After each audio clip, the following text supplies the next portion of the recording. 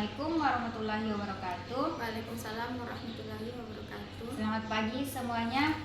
Perkenalkan, nama saya Sakinah Sahara. Di sini saya sebagai konselor yang akan memfasilitator sesi bimbingan konseling kelompok kita. Untuk sesi selanjutnya saya akan mempersilakan untuk memperkenalkan diri dan menyebutkan alasannya mengikuti konseling kelompok ini. Bisa dimulai dari saudari. Saya Madinah. Permasalahan saya sering menunda-nunda tugas setiap ada tugas.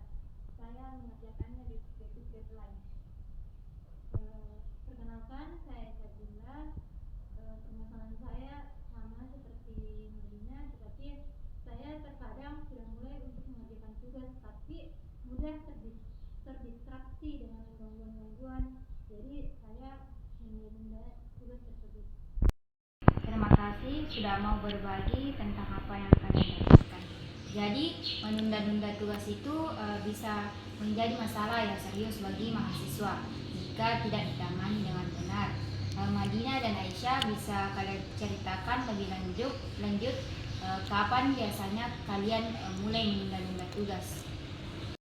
Biasanya saat tugas sudah diberikan, saya merasa tugas itu masih jauh dan saya bisa mengerjakannya nanti, tapi semakin dekat dengan tengah waktu saya justru semakin stres. Kalau saya sendiri, saya terkadang merasa tugas tersebut terlalu sulit ataupun tugas tersebut sangat membosankan, sehingga saya lebih mencari kegiatan yang dimana lebih menyenangkan bagi saya. Baik Madinah dan Aisyah, apakah kalian merasa ada dampak dari kebiasaan menunda-nunda tugas terhadap hasil tugas kalian, dan apakah ada dampaknya terhadap aspek dalam kehidupan kalian? Nilai saya menurun dan saya sering begadang. Saya merasakan hal yang sama seperti Madinah. Saya juga merasa tugas saya semakin tidak maksimal dan juga saya sering merasa cemas. Saya bersimpati atas apa yang kalian alami. Terima kasih telah terbuka dalam sesi ini. Jadi sesi selanjutnya kita akan mencoba lebih memahami bagaimana kebiasaan kalian dalam menunda tugas dan bagaimana cara mengatasi atau melakukan intervensi.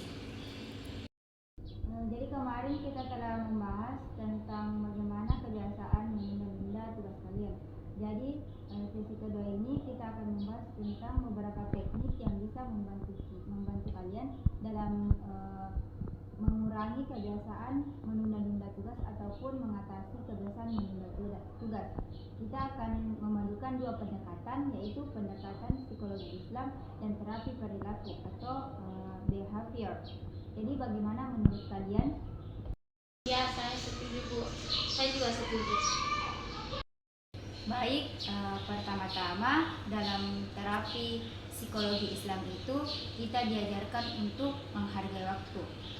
Dalam Al-Quran kita diajarkan bahwa waktu adalah amanah dari Allah dan kita harus menggunakannya dengan baik. Jadi bagaimana pandangan kalian tentang ini? Ya, saya setuju, Bu. Saya tidak menghargai waktu dengan baik. Saya juga merasa saya tidak menghargai waktu dan saya juga harus mengerti bahwa waktu itu sangat penting. Betul sekali, saya sangat setuju.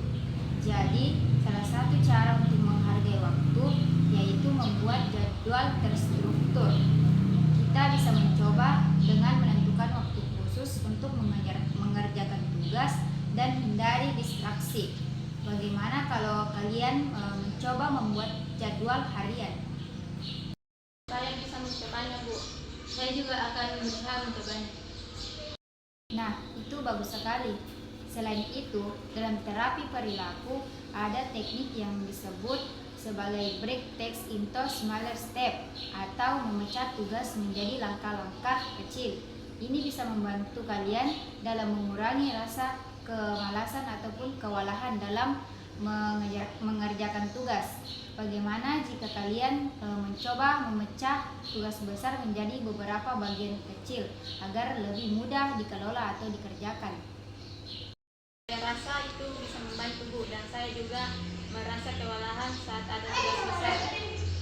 Saya juga Bu merasa bahwa memecahkan tugas menjadi tugas-tugas kecil itu akan sangat membantu untuk melakukan tugas-tugas yang sangat besar.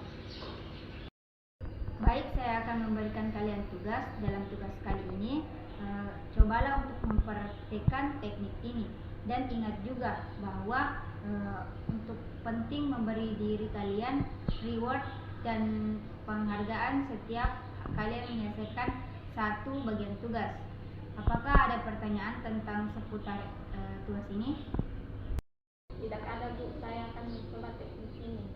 Saya juga akan berusaha mencobanya. Terima kasih telah terbuka pada sesi ini.